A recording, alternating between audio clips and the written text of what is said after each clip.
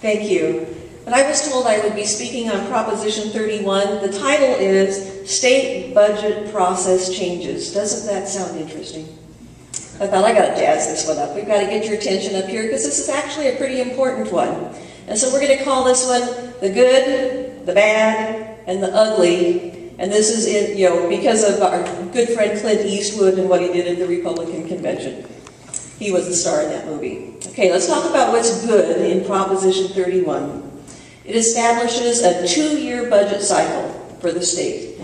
Right now they have a 1-year budget cycle, and as you know, they can never get that budget through in time. They talk about not paying the salaries of those who are state employees. 2-year budget would be good. Secondly, it prohibits the legislature from creating expenditures of more than $25 million unless offsetting revenues or spending cuts are identified. We like that. That's a good one. Requires performance reviews of all state programs. Not bad. Requires performance goals in state and local budgets. Again, a good one. Requires publication of all bills at least 3 days prior to legislative vote. I really like that one. And it gives counties the power to alter state statutes or regulations related to spending unless the legislature or as the state agency vetoes changes within 60 days. In other words, they can't pass on things without giving you the money to do them. That's also a very good one. Now, let's talk about the bad. The bad is regionalism disguised as a budget proposition. Proposition 31 was formulated by a so-called good government group, and particularly one called California Forward. California Forward says its goal is fundamental change, and they're right about that. The goal is to redistribute suburban tax money to California's failing cities instead of taking on the mismanagement that is breaking California cities. And Proposition 31 lets the failing cities bail themselves out by raiding the pocketbooks of Californians living in smaller cities like Atascadero or Paso Robles or others. So, not so good. This is a bad one. Thumbs down. It allows local governments to join together to form a strategic action plan to pool local city services into a kind of a de facto collective regional supergovernment, and they're calling it voluntary. So let's say the North County decided to have their super regional agency, and it would be Paso Robles, Templeton, and Atascadero. We'd get rid of those local fire departments, we'd put them all in one big pot, and they would go out. No local control. Regionalism, not a good thing.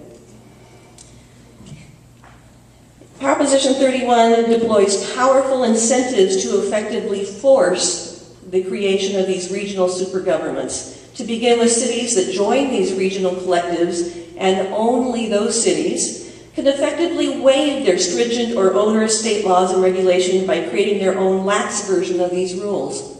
I can see this applying to CEQA in particular. And so it would be a way to get an ability to do things that others couldn't do if they didn't join.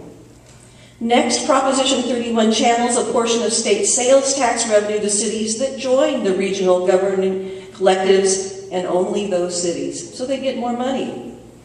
And finally, Proposition 31 authorizes local governments participating in the regional collectives to pool their property tax receipts. So again, collectivism, not local control, regionalism. The result for small towns like the ones in our county is the redistribution of suburban tax money to the big cities and second-class citizenship for Californians who live in cities that refuse to pool their tax money by joining those regional collectives.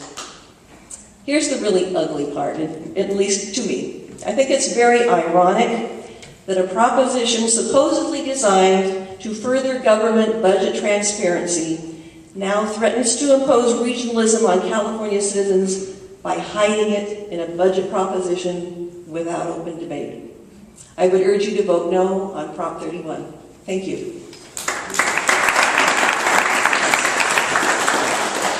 How do those two greatly different ideas get meshed together in one proposition? It's like you've got complete far one idea and complete far another idea, and they have...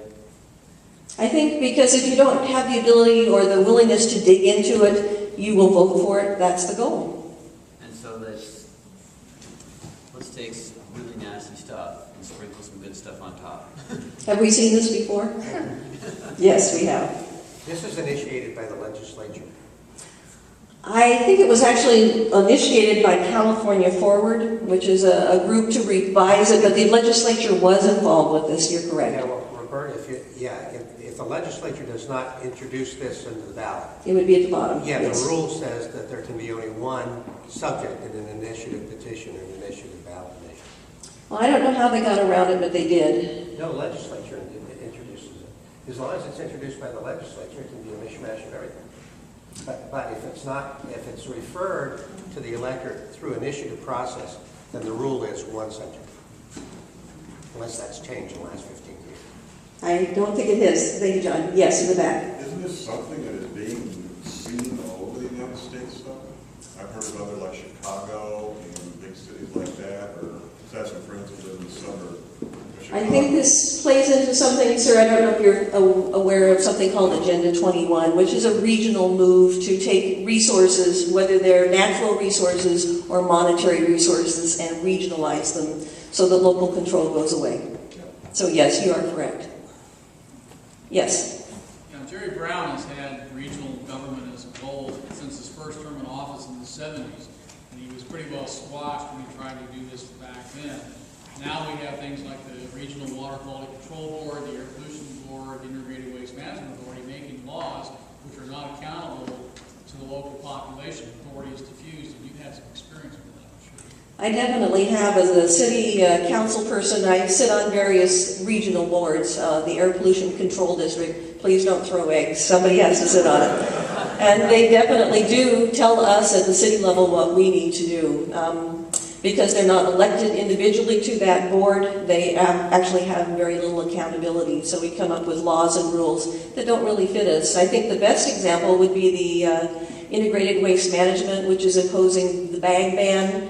That October 1st, we're going to see that we can't get our plastic bags. We'll have to buy paper bags for 10 cents or bring in our own. This wasn't something that Atascadero voted for. Had a citizen come and wanted to have this brought to the city council, that would have been fine. We could have heard the citizens of our region and our city and taken a vote on it. I would have been opposed to it personally, but there are many that might have liked it. But we didn't have that opportunity. We were told we would be doing it. Any other questions? Yes, Sheila. Initially, the integrated waste management, did it always have the ability to enforce or to make laws? I think that state law, SB 375, actually extended the law to many of those regional boards to make them more regional, to go outside the city boundaries and step out and do a few more things that we really didn't want them to be doing.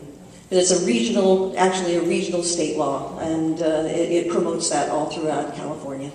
Is the waste management people going to have an enforcement agency now? I have heard they have. I know there are people from the Integrated Waste Management that are visiting businesses, and we were told it would apply to only businesses of a certain square footage.